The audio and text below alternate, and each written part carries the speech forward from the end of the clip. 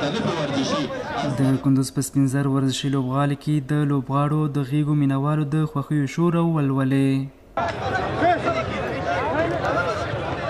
د دغې سیالیو ترسره کوونکي د دې سیالیو له ترسره کولو موخه د غیږ نیونکو هڅول او خلکو ته د سالمې تفریح برابرول ګڼي.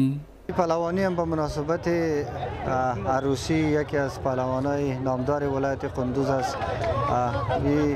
پهلوانی دادن در عروسی ها و محافل خوشی در ولایت قندوز یک رسم و عنعنات مروج شده بیخی در مرکز باشه یا در ولسوالی همه جوانای ما که هستند در محافل خوشیشان برنامه‌های ورزشی را دایر میکنند.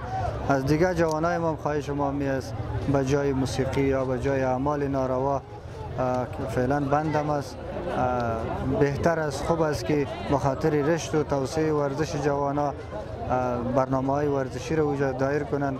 ان شاء الله اداره ورزش ولایت قندوز دوش همراهشان همکار است. پهلوانی کرش که می‌بینید در چمن اسپینزر ولایت قندوز، جوانای بغلان، جوانای تخار، خود قندوز ولسوالیاش آمدن که پهلوانی از طرف میرادالدین پهلوان مشهور به چکمار که قهرمان ماست عروسیش بود. پهلوانی را سریازو ماندیم که جوانای ولایت‌ها را و ولسوالی‌ها را تشویق بکنن و در مراسم عروسیش پهلوانی را برگزار کرد. من پیش تشکری میکنم. خاصی ما از دیگه جوانان مینیم ریسفیدا که سابق سا سرود بود در تویایشان، لله الحمد با آمدن امارت اسلامی سا سرود از بین رفته. ما میتونیم که در تویا در شیرینی خوریا مراسمای پهلوانی برگزار بکنیم که تا یک لبخند در روی مردم بیاید. د غیږ نیونې د لوبې مینوال بیا د ورته سیالیو په ترسره کېدو خوښي څرګندوي او وایي چې دا د بېلابېلو قومونو ترمنځ د یووالي او ورورولۍ لامل کیږي.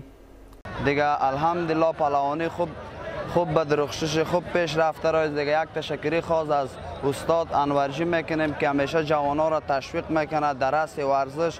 دیگه یک تشکری خاص از رئیس صاحب فدراسیون عزت الله سینان میکنیم که همیشه ما جوانان را تشویق کرده. دیگه گفتنی خواستم برای جوانان هم است که باید ورزش کنه. ورزش برای صحت سلامتی مفید زیادی داره. ورزشکار وجودش همیشه صحتمند می باشه. این پهلوانی به مناسبت عروسی پهلوان چکمار یکی از قهرمانان کرش افغانستان است که ما را پهلوان چکمار دعوت کرده بود. با پهلوانای خود در این ولایت کندوز آمدیم.